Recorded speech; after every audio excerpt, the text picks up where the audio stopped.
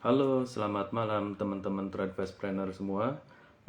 Malam ini Tradefastpreneur akan IG Live berkolaborasi dengan seorang trader atau investor di pasar modal.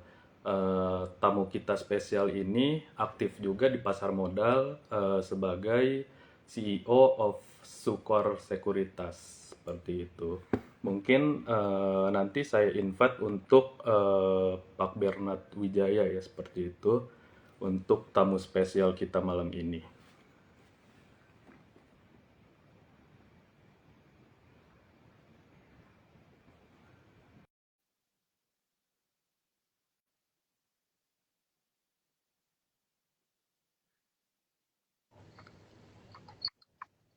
Ya, halo selamat malam Ted Fastpreneur. Halo Pak Bernard, apa kabar Pak Bernard? Ya, luar biasa. Bagaimana kabarnya? Alhamdulillah baik. Sebelumnya terima kasih banyak Pak Bernard atas kolaborasi dengan Tradefastpreneur malam ini. Semoga untuk IG Lab malam ini bermanfaat buat teman-teman Tradefastpreneur dan teman-teman followers dari Pak Bernard ini. Mungkin di sini pertama-tama tak kenal maka tak sayang ya. Kita kenalan dulu ya Pak. Sebelumnya terima kasih banyak atas waktu yang diberikan Pak Bernard sehingga mampu berada di live IG Live malam ini bersama Tradefastpreneur. Jangan lupa teman-teman Tradefastpreneur semua untuk follow Tradefastpreneur dan Bernard Wijaya 17 dan Sukor Sekuritas seperti itu. Nah, sebelum memulai acara IG Live malam ini, apa sih keseharian untuk Pak Bernard? Boleh diceritakan nggak sedikit profil dan keseharian Pak Bernard saat ini? Seperti itu. Oke, untuk Silakan Pak Bernard. saya, tentu saja saya menjalankan kewajiban saya sebagai CEO dari Sukor Sekuritas, manage operasional dan bisnis dari Sukor Sekuritas itu sendiri. Akan tapi di sisi lain saya juga aktif mengamati pasar, karena saya juga merupakan seorang investor dan juga trader, dan tentu saja juga aktif untuk melakukan edukasi kepada generasi muda, terutama mahasiswa, dan juga Gen Z maupun millennials mengenai bagaimana kita mulai untuk berinvestasi saham. Seperti itu. Oke. Terima kasih Pak Bernard. Jadi sekarang aktif ya di pasar modal ini sebagai CEO of Sekuritas seperti itu ya. Mungkin di sini sebelum memulai bagaimana sih market outlook IHSG di bulan Maret ini, Pak? Jadi ini kan momentum di bulan Ramadan ya seperti itu menjelang Lebaran nih. Gimana sih market di bulan ini, Pak? Oke, tentu saja market di bulan ini kita bisa melihat ya masih cenderung wait and see Ya. dikarenakan kondisi global, terutama kaitan mengenai inflasi Amerika Serikat yang belum mencapai target dari The Fed. Hmm. Targetnya adalah di kisaran 2%, tapi saat ini masih di kisaran area 3%-an untuk inflasi di Amerika Serikat sana.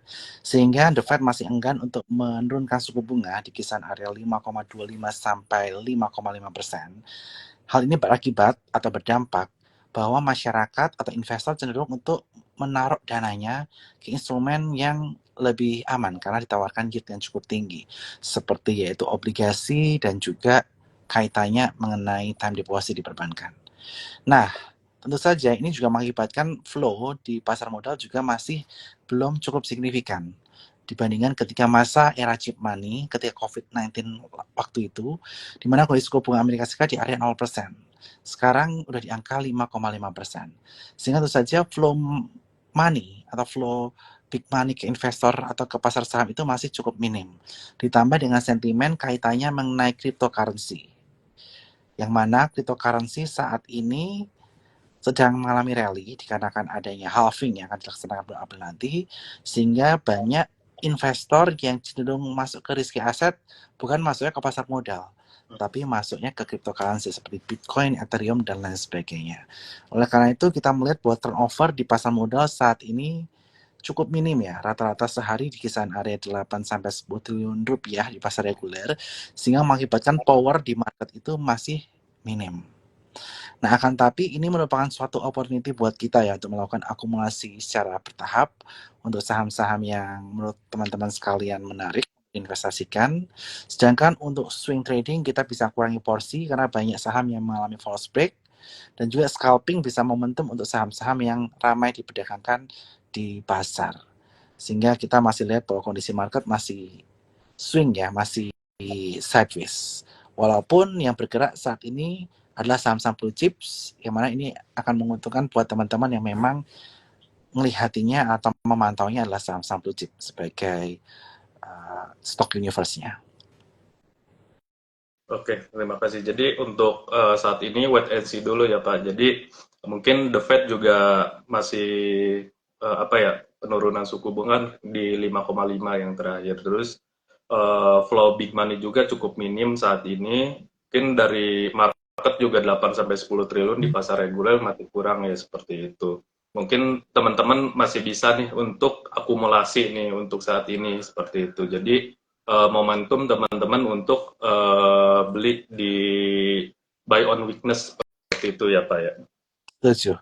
Untuk saat kondisi market seperti ini kita bisa gunakan strategi buy on weakness ya.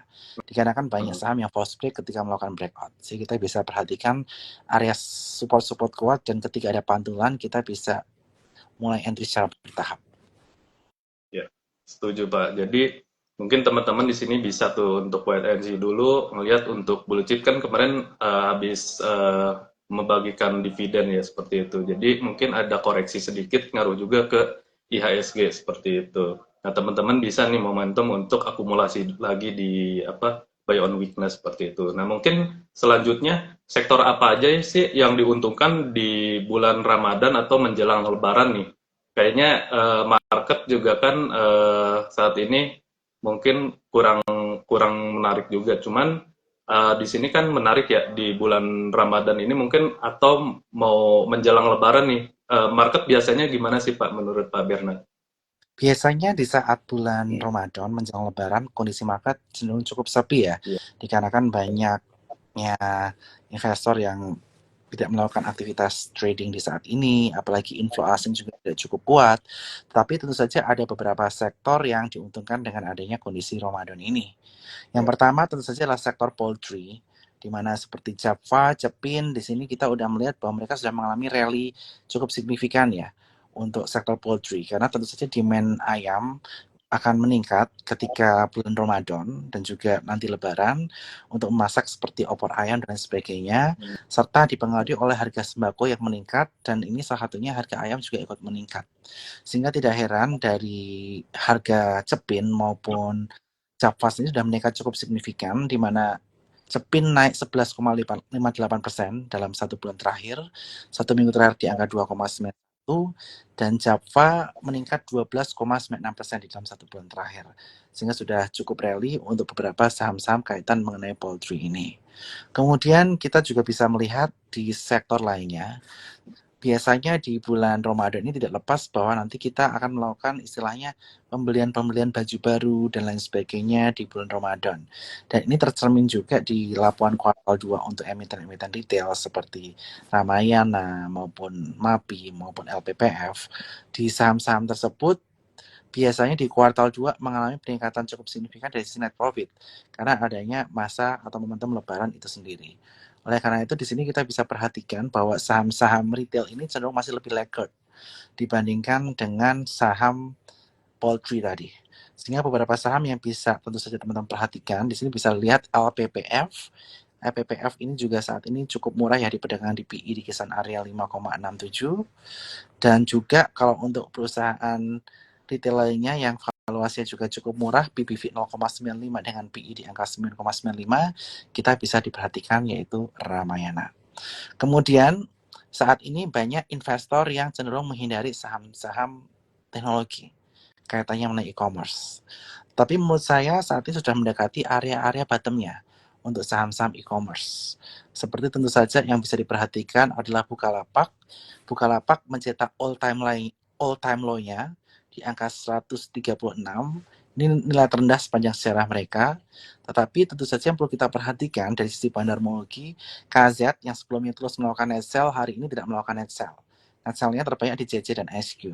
Sehingga ini bisa menjadi opportunity yang menarik untuk kita bisa spekulasi Bukalapak ketika nanti ada pantulan maupun Goto yang bisa diperhatikan di area support di area 63. Hari ini sudah kena 65, ada sell on news ketika kaitannya mengenai laporan keuangan Goto yang dikeluarkan di hari kemarin. Jadi kalau menurut saya poultry udah cukup rally ya. Kalau ingin melakukan buy on weakness, bisa perhatikan saham-saham retail maupun saham e-commerce yang saya sampaikan tadi.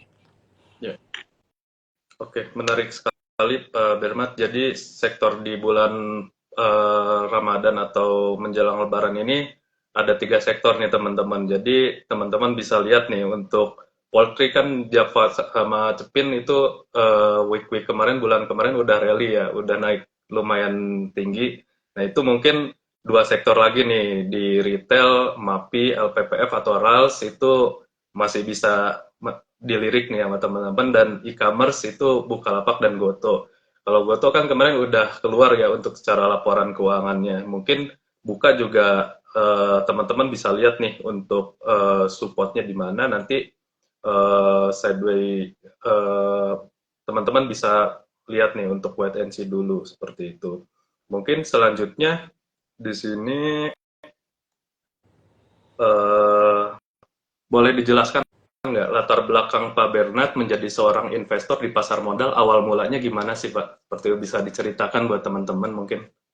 Oke, jadi sebelumnya di tahun 2013 sampai 2016 saya bekerja di salah satu bank internasional ya yang ada di Indonesia, yaitu Citibank. Di tahun 2013 ketika saya ditempatkan sebagai Management Associate, saya mendapatkan kesempatan untuk belajar dan bekerja di bagian Transfer Agency Unit di Hmm, Securities and Fund Services. hmm, Divisi ini itu kaitannya mengenai melakukan transaksi untuk reksadana, mulai dari subscription, redemption, maupun switching. Nah, ketika saya melakukan pelipatan statement bulanan, saya melihat bahwa ada kenaikan yang cukup signifikan dari aset-aset para nasabah. Yang kebetulan hmm, saya tidak sengaja melihat, karena waktu itu zamannya belum email. ya, Statement-statement masih dikirim, dilipat, dan saya ikut membantu melipatnya waktu itu. Nah, dari situ saya melihat, wah, ternyata instrumen reksadana itu menarik ya untuk ya, kita investasikan. Nah, hmm, saya waktu itu langsung buka rekening reksadana di Citibank cabang Melawai, saya masih cukup ingat. Dan di situ saya mulai melakukan namanya strategi dollar cost averaging. Sambil saya investasi, saya juga belajar apa sih ini reksadana dan bagaimana mereka memanage portofolio dari saya. Karena dari waktu itu, dari tahun 2013, fund management udah diwajibkan untuk membuat fund fact sheet bulanan tiap bulan kaitan mengenai reksadana tersebut. Nah, saya membaca fund fact sheet dan puji Tuhan dalam 3 tahun returnnya cukup signifikan di kisaran area 30-40%. Dan di situ saya melihat, wah ternyata menarik banget ya kalau kita bisa investasi di reksadana, apalagi kalau kita bisa investasi sendiri. Nah, oleh karena itu di tahun 2016 saya memutuskan untuk masuk ke sekuritas. Di sana saya membangun trading platform, sembari saya belajar mengenai bagaimana menjadi seorang investor. Mulai dari melakukan teknik fundamental analysis, kemudian belajar mengenai teknik analisis, dan juga mengenai makroekonomi.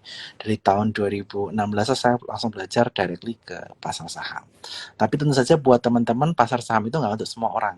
Karena ya, fluktualitasnya ataupun mentalnya tentu dikuatin oleh banyak investor. Kita nggak boleh ikut-ikutan, kita harus sesuaikan risk profile dan kekuatan hati atau batin kita. ya, Nah, kalau teman-teman dirasa tidak cukup kuat atau terlalu konservatif untuk menjadi seorang investor saham, teman-teman bisa mulai di reksadana terlebih dahulu. ya, Mulai dari pasar uang dulu, bertahap ke pendapatan tetap, kecampuran baru ke reksadana saham.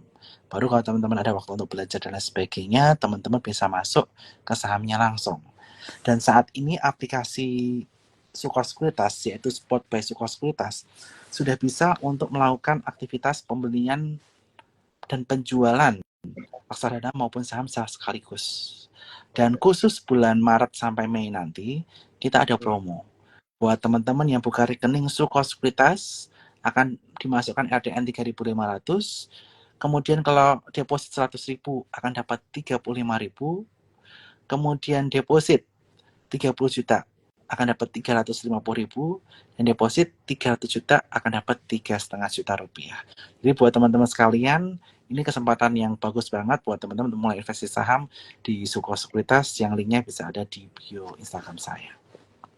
oke, oke, menarik banget Pak Bernard. Jadi perjalanannya itu lumayan cukup panjang ya di pasar modal. Jadi 2016 masuk ke pasar modal dan belajar dulu seperti itu teknikal dan fundamentalnya seperti itu. Nah itu pas di awal 2016 itu terjun ke pasar modal itu gimana sih Pak? Jadi udah langsung profit konsisten atau gagal dulu nih seperti itu? Atau ada pelajaran dulu nggak sih untuk Ya, di-sharing? sebagai investor awal-awal ya saya ada beginner luck ya, karena kebetulan waktu pertama kali saya investasi saya masuknya ke saham perbankan seperti BRI ataupun BCA, dan BCA pun saya sekarang masih rutin untuk melakukan strategi dollar cost averaging. Nah, tapi untuk saham yang untuk swing trading atau scalping itu saja ya kadang menang, kadang kalah. Tapi paling penting untuk kita mencetak profit yang konsisten adalah kaitannya mengenai psikologi. Psikologi itu merupakan hal yang paling sulit di market. Kadang-kadang ketika kita cuan dikit udah take profit. Kemudian cuannya, ruginya dalam, masih dikit nggak mau cut loss. Ruginya Ya, makin dalam, makin dalam. Nah, oleh karena itu yang paling saya pelajari mengenai trading itu adalah bagaimana kita disiplin terhadap trading plan kita. Kalau tidak sesuai ya harus panic cut. Nanti kita masuk lagi di harga yang lain. Jangan sampai kita karena terlalu greedy, kita nggak berani istilahnya take profit, nggak berani hmm, cut loss, karena kita maunya untung terus. Padahal di investasi maupun trading saham kita nggak mau untung terus. Sehingga ya, trading plan itu merupakan sesuatu yang harus dilakukan oleh para investor maupun trading saham. Seperti itu. ya, setuju banget Pak. Jadi apa psikologi trading itu sangat apa ya, sangat penting sekali seperti itu buat teman-teman. Mungkin kalau dari awal tuh mindsetnya dulu ya Pak. Jadi dibenerin dulu. Jadi teman-teman belajar dulu nih psikologi dan pelajari teknikal atau fundamentalnya. Karena saya juga merasa pas awal-awal masuk ke pasar modal gitu, udah belajar setiap malam, lihat chart terus, cuman pas diaplikasikan secara realnya gitu, secara di market langsung itu ternyata harus dipelajari dulu psikologi trading seperti itu Pak ya. Jadi itu Betul. juga salah satu teman-teman jangan dilupakan seperti itu. Jadi teman-teman harus disiplin juga. Kalau misalkan trading plan-nya tidak sesuai, itu teman-teman bisa cut loss sesuai dengan trading plan-nya seperti itu ya Pak. Betul sekali. Ya, selanjutnya mungkin boleh diceritakan nggak awal mula untuk Pak Bernard menjadi CEO di Sukor Sekuritas nih? Awal mulanya gimana sih Pak Oh, jadi CEO di ya, Sukor Sekuritas ini? ya, awal mulanya saya masuk ke sekuritas karena direkomendasikan oleh mentor saya Ya. yang mana waktu itu saya sebelumnya di bagian operation di perbankan untuk masuk ke bagian bisnis di sekuritas, dan jadi saya waktu itu sangat tertarik dengan bagian investment ya, karena saya waktu itu pernah di custodian bank, kemudian saya pengen tahu bagaimana market itu bekerja. Oleh karena itu saya memutuskan 2016 untuk pindah ke sekuritas. Hmm. Akan tapi waktu itu saya tidak langsung ke bagian bisnis atau frontliner, tetapi saya terlebih dahulu memulai di bagian project management, yang mana saya waktu itu adalah menghandle pengembangan online trading platform di sebuah sekuritas. Kemudian setelah saya sukses, walaupun sempat gagal di tahun 2017, sukses launching tahun 2018, saya juga in paralel belajar mengenai bagaimana market itu bekerja, bagaimana kita melakukan analisis fundamental, teknikal, dan juga mempelajari makroekonomi dan pengaruhnya ke harga saham.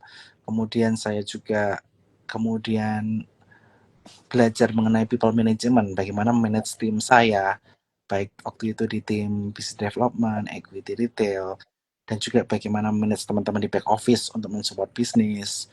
Hingga akhirnya di tahun 2019 saya diangkat menjadi Head Equity Retail dan Business Development untuk meningkatkan performa dari divisi retail, dan puji Tuhan di tahun 2019 performance di divisi saya mengalami peningkatan dibanding tahun-tahun sebelumnya, dan di tahun 2020 ketika COVID-19 terjadi, awal-awal saya diangkat menjadi direktur equity, dan akhirnya di tahun 2020 pula diangkat menjadi presiden direktur, karena sebelumnya telah memiliki track record yang cukup baik kaitannya mengenai pengembangan bisnis dari sekuritas itu sendiri, yang awal mulanya hanya berfokus kepada nasabah-nasabah high net worth individual, nasabah offline, tetapi saya bisa mengembangkan ke pasar online juga.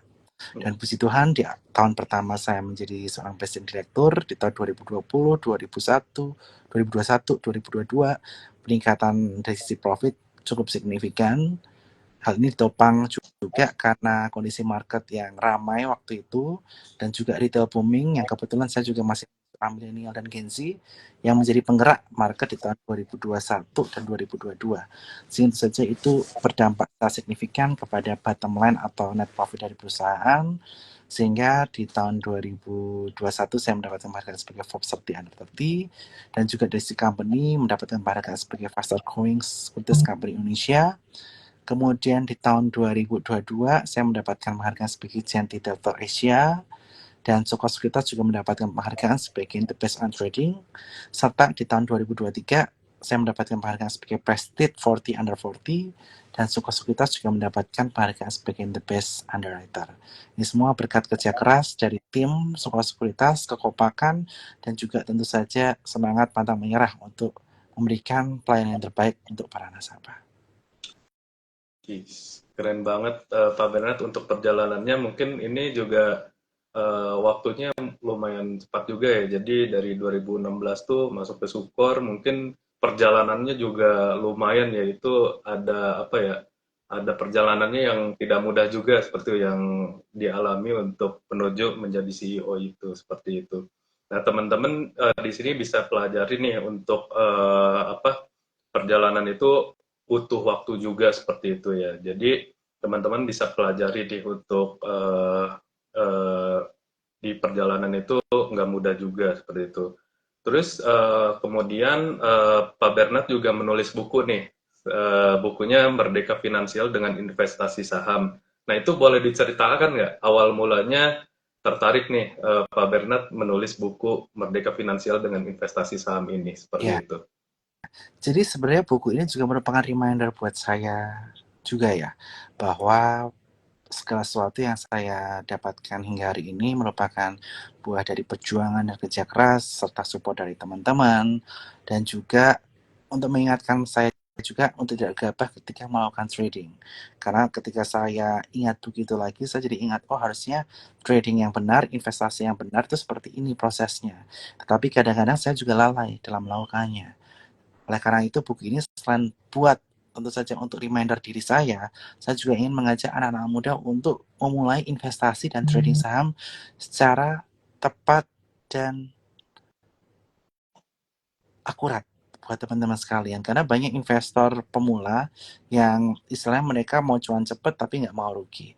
Padahal semua itu ada risk dan rewardnya. Oleh karena itu saya ingin mengingatkan teman-teman bahwa investasi itu nggak melulu soal untung, tapi kadang-kadang rugi. Yang penting bagaimana kita mengatur plannya, membuat trading plan, mempelajari ilmu-ilmunya, yang semuanya ada di buku saya.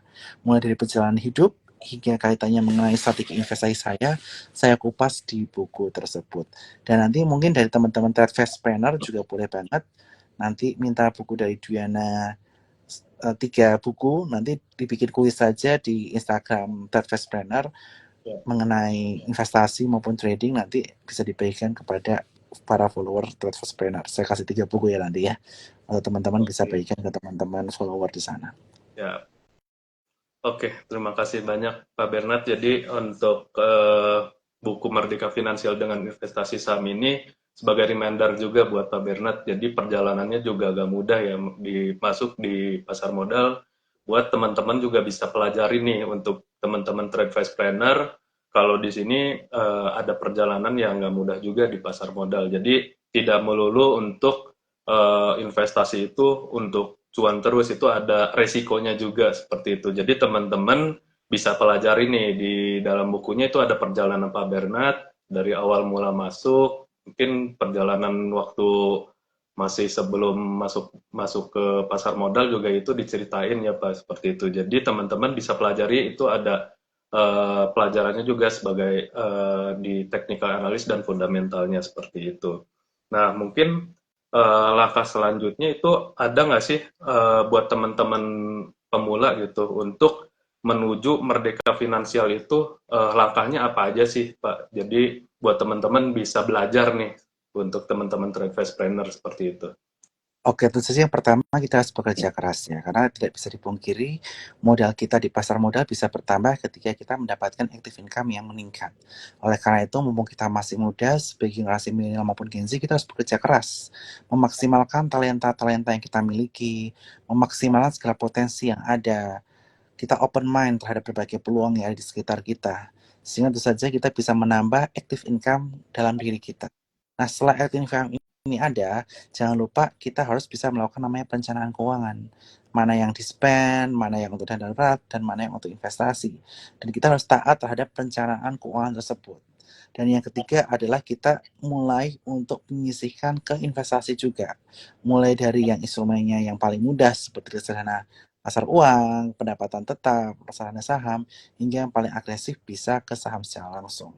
Tetapi tentu saja teman-teman harus sesuaikan dengan risk profile dan juga ilmu teman-teman sekalian, sehingga buat rekan-rekan sekalian yang masih belum paham mengenai step by stepnya, bisa beli buku saya di Gramedia atau nanti bisa ikut kuis dari teman-teman Trust Planner supaya teman-teman bisa belajar bagaimana kaitannya mengenai investasi di pasar saham. Oke, menarik banget untuk sharing-sharingnya. Mungkin teman-teman Trade Fast Planner juga di sini bisa apa ya, menuju merdeka finansial itu nggak mudah dan butuh waktu seperti itu. Itu yang pertama itu harus kerja keras dulu seperti itu. Karena generasi-generasi sekarang gitu, yang generasi-generasi Z tuh kayaknya lebih apa ya, mentalnya itu masih apa ya, nggak kayak orang-orang dulu seperti itu. Jadi teman-teman bisa pelajari nih untuk di pasar modal itu bisa bekerja keras, terus open mind juga seperti itu. Jadi pelajari semua hal-hal yang apa ya, yang perlu dipelajari seperti itu. Terus selanjutnya itu bisa menambahkan aktif income seperti itu. Jadi jangan cuman ada satu income aja seperti itu. Jadi teman-teman bisa apa ya, banyak income di beberapa income seperti itu. Atau misalkan teman-teman bekerja sambil trading kan bisa seperti itu. Atau eh, seorang entrepreneur juga bisa nih dimasukkan ke investasi pasar modal atau reksadana seperti itu. Jadi nggak hanya cuman satu income doang, karena apa ya, ekonomi global sekarang ini kan lagi tidak menentu ya seperti itu. Jadi kita belajar nih di 2020 kemarin, itu kan COVID, semua terdampak juga seperti itu. Nah itu teman-teman bisa pelajari nih yang apa, jangan sampai terulang kembali seperti itu. Jadi teman-teman bisa pelajari. Nah mungkin di sini selanjutnya bagaimana sih tips and trick untuk profit konsisten di pasar modal nih Pak, seperti itu. Terus saja yang paling penting kita harus memiliki mindset yang tepat ya. Jangan mau cepat kaya, karena cepat kaya juga nanti ujung-ujung bisa cepat miskin. Kemudian kita harus istilahnya profitnya pelan-pelan tapi pasti, jangan langsung sekali gede. Tapi kalau rugi juga gede. Kemudian teman-teman harus mempelajari ilmu-ilmu, memiliki growth mindset. Mulai dari fundamental analysis, technical analysis, kemudian kaitan dengan makro, dan juga kita harus menambah jam terbang. Karena semua market itu kaitannya mengenai jam terbang. Menang kalah itu jam terbang. Dan yang paling penting, kalau kita pemula, kita mulai taat dengan trading plan. Karena kalau kita udah mulai sedikit-sedikit taat dengan trading plan, kedepannya kita akan taat dengan trading plan. Terus itu yang akan menjaga kita supaya profit kita tidak tergerus semakin dalam ketika pergerakan saham tidak sesuai yang kita inginkan. Seperti itu. Ya, jadi menarik banget. Jadi teman-teman bisa apa ya, pelajari untuk mindsetnya dulu. Terus di pasar modal juga jam terbang ngaruh juga ya. Jadi teman-teman sambil belajar, sambil action juga langsung diterjun ke lapangan seperti itu. Jadi teman-teman bisa bikin trading plan dulu seperti itu, disiplin dengan trading plan-nya seperti itu. Karena lumayan nih untuk teman-teman kalau misalkan udah pelajari nggak take action juga itu percuma ya. Jadi sayang gitu teman-teman pelajari cuman nggak langsung diterapin di langsung realnya seperti itu. Nah mungkin selanjutnya cara jitu kelola portofolio di pasar modal untuk pemula seperti apa sih Pak? Seperti itu. Kalau untuk portofolio sendiri tentu saja sebagai seorang retail kita nggak bisa pegang banyak-banyak ya. Karena waktu kita terbatas dan tentu saja teman-teman juga memiliki aktivitas lain belum tentu full time di pasar ya. Jadi pandangan saya maksimal satu porto itu 5 saham, diversifikasi dengan nominal yang sama ke 5 saham tersebut dengan sektor yang berbeda-beda. Misalnya satu porto 1 juta, masing-masing 20 juta sama rata dan sektornya sebagai berbeda. Ada yang perbankan, properti, mining, teknologi, dan sebagainya sesuai dengan pandangan atau analisis dari teman-teman masing-masing. Yang merupakan tadi saya sudah sampaikan analisisnya top down ya. Dari makro, kemudian sektoralnya seperti apa, fundamentalnya yang dieksekusi dengan saham. Dan tentu saja pembatasan risiko itu penting. Secara nominal maksimal ruginya sekitar 10% dari porto kalian kan harus cut loss. Tetapi untuk melihat technical support and resistance-nya, pembatasan risiko maupun take profit-nya teman-teman harus dibantu dengan technical. Dan mudah-mudahan dengan yang saya sampaikan tadi dan teman-teman bisa baca buku saya ini bisa membantu teman-teman banget untuk melakukan investasi maupun trading saham. Ya, menarik banget, setuju banget Pak. Jadi diversifikasi ke beberapa sektor seperti itu. Ini bisa sih untuk diterapin ke teman-teman. Pilih sektor mana aja nih yang apa, yang bagus secara laporan keuangan atau teknikalnya juga teman-teman bisa dipelajari seperti itu. Terus secara makroekonomi mungkin bisa bisa dilihat nih momentumnya seperti apa. Jadi teman-teman bisa diversifikasi. Misalkan teman-teman punya uang 10 juta itu maksimal 20% di 5 saham yang berbeda sektornya seperti itu. Nah, selanjutnya mungkin di sini kapan sih titik terendah untuk seorang Pak Bernard? Pernah nggak mengalami titik terendah di pasar modal atau langsung di kehidupan langsung seperti itu, Pak? Kalau ke titik terendah buat saya waktu itu adalah ketika saya gagal mengembangkan aplikasi spot yang generasi pertama ya. Di tahun 2016 sampai 2017 yang saya handle waktu itu gagal, bahkan mengalami banyak bug sehingga harus di fallback ke aplikasi remote trading versi sebelumnya. Itu merupakan pukulan berat buat saya karena perjuangan 1 tahun lembur segala macam itu rasanya seperti sia-sia karena akhirnya gagal. Tetapi dengan penguatan dari teman-teman, kemudian support dari orang tua, dari shareholder, dan juga dengan usaha yang keras waktu itu akhirnya di tahun 2018 setelah gagal di tahun 2017 kita berhasil launching aplikasi Spot Generation waktu itu, dan itu menjadi cikal bakal atau anak saya lah di sekuritas yang hingga saat ini saya juga masih terus mengikuti memonitor langsung pengembangan dari aplikasi Spot by Sekuritas ini seperti itu. Oke, jadi Pak Bermat juga pernah mengalami ya seperti itu untuk titik terendahnya juga seperti itu. Jadi mungkin Pak Bernard juga belajar mungkin dari kesalahan tersebut. Tahun depannya, wah gimana nih? Apa kesalahan yang di list gitu? Kesalahan apa yang harus dibenarkan di tahun ke depan seperti itu? Mungkin kalau secara apa ya, dalam pekerjaan kan pernah mengalami dalam kehidupan sehari-hari, mungkin pernah nggak sih Pak mengalami titik terendahnya seperti itu?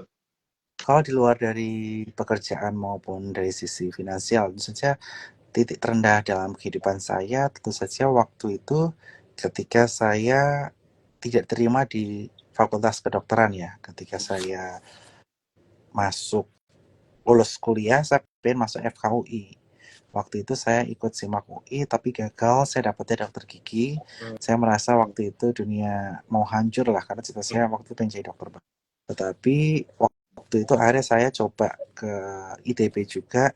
Puji Tuhan masuk ke ITB jurusan teknik kimia, dan itu malah menjadi momen saya bahwa dunia itu nggak mau soal dunia kedokteran, tapi ada dunia engineering, dan akhirnya saya terbuka matanya juga masuk ke dunia perbankan. Kalau misalnya waktu itu saya menjadi dokter, mungkin saya tidak akan seperti saat ini. Ya. Jadi itu merupakan satu momen yang istilahnya menjadi terendah juga dalam kehidupan saya sebagai anak muda ya, yang waktu itu masih bingung mau jadi apa.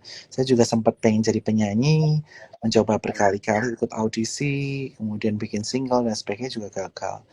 Jadi mungkin jalan Tuhan lah untuk saya di dunia pasar modal hingga saat ini dengan sebelumnya di jurusan teknik kimia. Keren banget. Jadi perjalanannya juga gak mudah ya. Jadi Pak Bernard juga pernah mengalami nih masa-masa teman-teman yang dulu mungkin gak keterima di fakultas favoritnya gitu. Itu mungkin pernah mengalami lah di posisi Pak Bernard. Mungkin teman-teman bisa apa ya?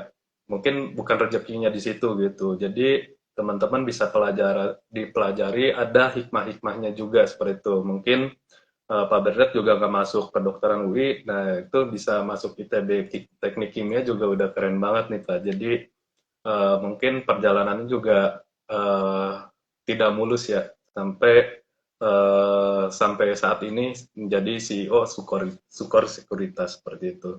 Terus juga Pak Bernard juga pernah apa ya mencoba menjadi penyanyi juga seperti itu. Dulu juga mungkin Pak Bernard pernah mencoba mungkin ya untuk audisi yang ini buat jadi penyanyi seperti itu.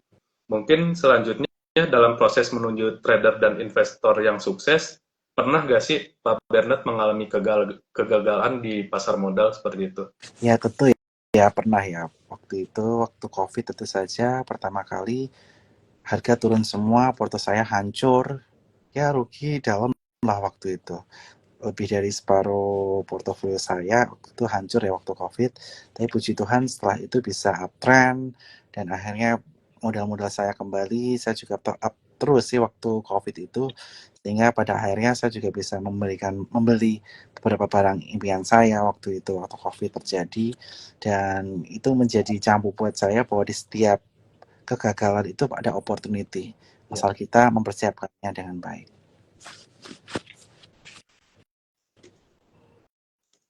ya betul. Setuju banget. Jadi dalam kegagalan itu ada opportunity yang lain seperti itu. Itu bisa teman-teman menjadi apa ya? Menjadi puas tuh. Jadi mungkin teman-teman gagal nih di tahun itu, di tahun depan juga mungkin teman-teman bisa apa ya? Beda ceritanya seperti itu. Bisa dipelajari dari tahun-tahun sebelumnya. Jadi teman-teman jangan berputus asa, terus belajar hal-hal baru seperti itu ya. Terus di sini apakah Pak Bernard diversifikasi di luar pasar modal untuk asetnya seperti itu? Ya, tentu saja ada diversifikasi ya, Hmm. ke time deposit, dana darurat, kemudian juga ke investasi seperti properti dan lain sebagainya. Oh gitu. Jadi selain di pasar modal juga Pak Bernard juga diversifikasi ya seperti itu. Nah mungkin trade fast planner ini kan trading, investing dan entrepreneur seperti itu. Jadi sebuah platform yang saya tuh pengen antara trader dan investor itu nggak cuma satu income doang seperti itu. Jadi trade fast planner ini pengen mempunyai beberapa income lah, nggak cuma satu income doang. Karena saya melihat teman-teman saya menjadi trader atau entrepreneur itu mereka udah fokus di satu income aja gitu. Jadi mereka udah oh ya udah saya sukses nih menjadi entrepreneur. Nah itu mereka nggak terbuka secara apa ya masuk ke dunia investasi. Karena saya pengen sih trade fast planner ini jadi match gitu antara trading, investasi, dan entrepreneurnya. Jadi nggak cuma satu income doang. Nah itu goals buat trade fast planner sih, buat mengedukasi buat teman-teman trader atau entrepreneur buat diversifikasi aset, nggak cuma satu income doang seperti itu. Nah mungkin terkait UMKM, menurut Pak Bernard, UMKM di Indonesia itu bisa masuk lebih banyak listing nggak sih di Bursa Efek Indonesia seperti itu? Kalau menurut pandangan saya, kalau masih size-nya nanggung, better belum ya. Karena kita melihat banyak fenomena IPO yang di papan akselerasi, terutama yang pergerakannya sangat tidak liquid dan cenderung mengalami kejatuhan di bulan-bulan atau minggu-minggu berikutnya setelah IPO. Dikarenakan mengapa kalau size-nya terlalu kecil, buat big fund seperti institution itu sulit untuk masuk ke saham tersebut. Sehingga tentu saja kalau untuk UMKM menurut saya better untuk mencari angel investor atau private investor ataupun strategic investor yang bisa membantu pertumbuhan UMKM itu lebih cepat dibandingkan kita go public dulu. Ketika nanti udah sizable, size sudah cukup besar, kemudian investor-investor institusi udah bisa mulai masuk, baru menurut pandangan saya itu paling cocok ke pasar modal. Karena kalau size-nya nanggung itu menurut saya kurang ya buat pandangan saya. Dari sisi investor yang bisa masuk itu akan jadi lebih terbatas dan juga value added-nya kurang. Kecuali dari sisi jual beli sahamnya menjadi pajaknya final, yaitu hanya pajak 0,1% saat jual. Tapi lainnya sih menurut saya manfaatnya kurang. Kalau misalnya UMKM IPO, jadi menurut pandangan saya mending digedein dulu size-nya deh. Cari strategi investor nomor besar bisnisnya terlebih dahulu. Ya, setuju banget Pak Bernard. Jadi mungkin UMKM itu buat naik kelas mungkin sizingnya lebih apa ya, lebih dibesarkan dulu seperti itu secara brand. Terus cara laporan keuangannya juga harus apa ya, harus lebih bagus lagi seperti itu. Jangan sampai kayak apa emiten-emiten sebelumnya itu masuk listing di hari pertama atau kedua itu langsung terjun bebas ke harga bawahnya gitu seperti itu. Jadi mungkin lebih bagus lagi sih UMKM ini buat mencari private investor seperti itu karena mungkin kalau udah secara size-nya udah besar, brandnya udah bagus, kualitas produknya udah bagus, itu bisa masuk ya Pak Berat untuk listing di Bursa Efek Indonesia seperti itu. Yes, setuju. Jadi Jadi cari strategic partner terlebih dahulu.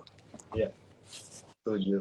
Jadi mungkin menurut Pak Bernard di sini apakah seorang trader atau investor itu bisa menjadi entrepreneur nggak sih? Atau seorang entrepreneur bisa nggak sih menjadi trader atau investor seperti itu? Menurut pandangan saya, entrepreneurnya bidang apa dulu ya? Kalau dari saya sendiri, trader ataupun investasi itu di masa muda bisa menjadi side hustle dulu buat pandangan saya, penghasilan tambahan.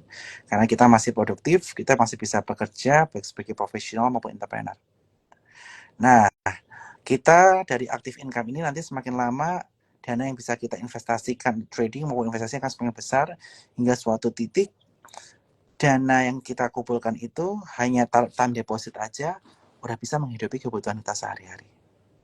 Nah, di saat usia kita tidak produktif dan dana kita udah cukup untuk dengan didepositkan udah mencukupi kehidupan sehari-hari, nah sisa dananya itu bisa kita pakai untuk trading.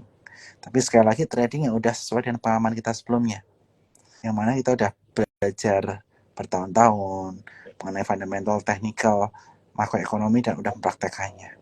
Itu menurut saya saat yang tepat ketika kita bisa melepaskan pekerjaan kita pensiun dengan trading maupun investasi. Kalau saat muda kayak gini ya better kita tetap kerja, tetap berbisnis dulu. Ini menjadi side hustle. Oleh karena itu strategi yang bisa kita terapkan sambil bekerja adalah investasi maupun swing trading. Kalau buat saya scalping agak susah ketika waktu saya sangat padat seperti ini. Ya, setuju banget. Jadi mungkin teman-teman di sini kalau misalkan sebagai entrepreneur atau bekerja di kantoran gitu, itu teman-teman bisa menjadi swing trader atau investor. Jadi bisa apa ya, nggak tiap saat memantau market gitu. Karena kan kalau scalping itu tiap jam atau tiap menit atau bahkan detik itu harus dipantau juga seperti itu. Jadi teman-teman lihat juga profil resiko masing-masing, teman-teman nyaman di mana nih sebagai swing trader atau investor dapat dividen tiap tahunnya seperti itu. Nah, mungkin di sini udah hampir mau 1 jam juga. Ini ada kuis buat Pak Bernard dari TradeVestPreneur. Mungkin kuisnya itu ada dua pilihan. Nanti Pak Bernard pilih salah satu ya seperti itu. Mungkin bisa dimulai, Pak Bernard? Boleh quiz ya? Iya, kuis kuis buat dua ini sih, dua pilihan. Misalkan motor atau mobil, nanti Pak Bernard pilih mobil atau motor gitu ya, Oke, siap. seperti itu. Oke, di sini trader atau investor, Trader, technical technical analis atau fundamental, hmm, fundamental, fundamental, singer atau MC ini, singer, Real Madrid atau Barcelona, Real Madrid, Kutub utara atau kutub selatan? Kutub utara. Kutub utara.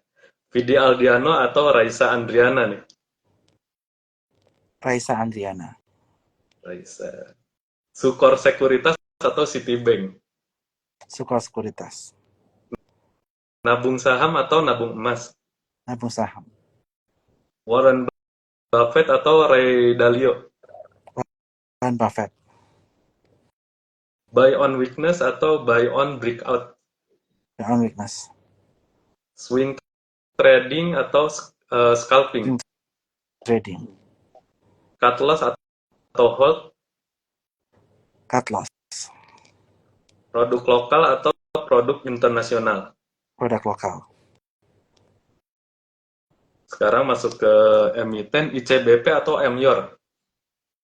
MYOR. BBCA atau BBRI? BBCA. Cepin atau Java? Japfa. Medco atau Elsa? Medco. ITMG atau PTBA? PTBA. Aces atau MAPI? Aces. Arto atau BBYB? BYB. XL atau Indosat? Excel. Yang terakhir Bitcoin atau Ethereum? Bitcoin. Oke, menarik. Terima kasih banyak untuk kuesnya Pak Bernard. Mungkin ada yang diceritakan nggak untuk singer atau MC? Mungkin kalau saya baca-baca sih, dulu Pak Bernard pernah nih sebagai singer atau sebagai MC juga, seperti itu. Ya, kalau pengalaman itu melatih saya untuk tampil confident di depan publik, yang tentu saja itu dibutuhkan sebagai seorang public figure maupun CEO ketika saya di depan panggung, atau ketika saya sedang berhadapan dengan banyak pihak ketika meeting, maupun ketika melakukan roadshow, ya itu cukup membantu saya lah, sehingga saya tidak menyesal dengan pengalaman tersebut. Ya, setuju banget. Mungkin dulu mungkin kalau nggak mencoba menjadi singer atau MC, nggak mungkin perjalanan Pak Bernard jauh seperti sekarang gitu ya Pak Bernard ya. Jadi mungkin banyak banyak apa ya, banyak pelajaran mungkin sebagai apa dulu pernah beberapa menjadi apa ya, memperbanyak skill lah seperti itu. Jadi teman-teman trade fastpreneur bisa nih untuk punya skill-skill baru seperti itu. Jangan sampai punya satu skill doang gitu seperti itu. Mungkin di sini yang terakhir mungkin ya, mungkin apa yang mau dikatakan untuk Pak Bernard di 5 tahun yang akan datang kalau misalkan video ini masih ada nih, seperti itu. Oke, tentu saja mudah-mudahan video ini bisa menjadi panduan teman-teman ya, bagaimana mulai investasi ataupun trading saham. Cuan itu bukan segalanya, tapi semua itu butuh proses. Dan dengan video ini mudah-mudahan kalian bisa menghargai proses, kalian menjadi seorang investor maupun trader sukses, atau menjadi seorang entrepreneur yang sukses, sehingga kalian bisa mencapai kemerdekaan finansial pada akhirnya nanti. Begitu dari saya. Terima kasih. Ya, terima kasih banyak Pak Bernard. Jadi setuju banget. Jadi teman-teman milenials ini harus melek investasi ya seperti itu. Jadi jangan sampai kita belajar nih dari generasi-generasi sebelumnya apa ya, generasi sekarang harusnya lebih melek investasi juga seperti itu, karena investasi ini bisa menunjang kita di hari tua seperti itu. Jadi teman-teman bisa untuk opening akun nih di Sukor Sekuritas, nanti bisa masuk ke link link bio-nya seperti itu, ada di link bio Pak Bernard Wijaya seperti itu. Nah, teman-teman bisa masuk untuk opening akun atau bisa pelajari nih untuk bukunya di Merdeka Finansial dengan investasi saham seperti itu. Mungkin yang terakhir nih Pak Bernard, untuk closing statement buat teman-teman trade fastpreneur yang baru mau masuk nih untuk di pasar modal, apa sih untuk closing statementnya buat teman-teman trade fastpreneur? Ya, closing statementnya tentu saja untuk kita bisa menjadi seorang investor maupun trader itu butuh perjalanan, Ya, tidak mudah. Jadi jangan langsung expect teman-teman awal langsung sukses atau cuan, tetapi harus start small. Kemudian teman-teman mindsetnya dibenerin dulu, belajar metode-metodenya, fundamental, technical, makroekonomi, entry exit pakai technical, kemudian money management jangan lupa, dan seiring berjalannya waktu, teman-teman harus taat dengan trading plan yang teman-teman buat, sehingga teman-teman bisa kedepannya terus konsisten dalam mencetak profit. Seperti itu dari saya. oke. Terima kasih Terima kasih. banyak Pak Bernard. Jadi banyak apa ya, dalam obrolan ini mungkin banyak ilmu-ilmu yang saya dapatkan dan teman-teman trade planner dapatkan seperti itu. Mungkin perjalanan Pak Bernard juga agak mudah seperti itu, dari masuk terjun ke pasar modal seperti itu. Jadi teman-teman bisa pelajari nih untuk perjalanan-perjalanan yang sudah dilalui oleh Pak Bernard ini. Mungkin nanti Trade Planner bisa berkolaborasi selanjutnya mungkin ya Boleh. dengan Sukor Sekuritas atau Pak Bernard. Jadi Trade Planner ini pengen sih untuk mempunyai apa ya, kelas kelas eksklusif lah offline gitu. Nanti secara materinya nanti ada beberapa profesional di bidang entrepreneur dan trader juga seperti itu. Jadi teman-teman bisa nih dipelajari, seorang trader nih mau menjadi entrepreneur. Nah, itu kita siapkan mentor profesional dari bidang entrepreneur juga.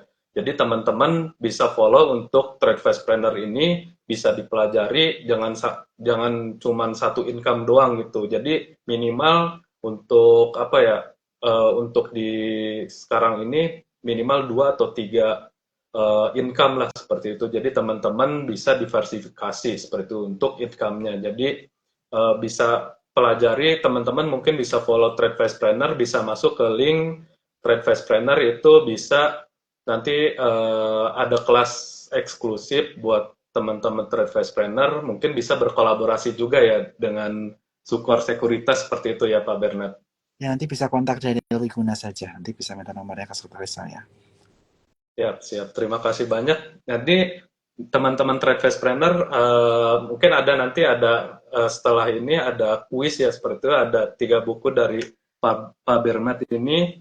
Nanti Trade Planner akan bikin kuis sih.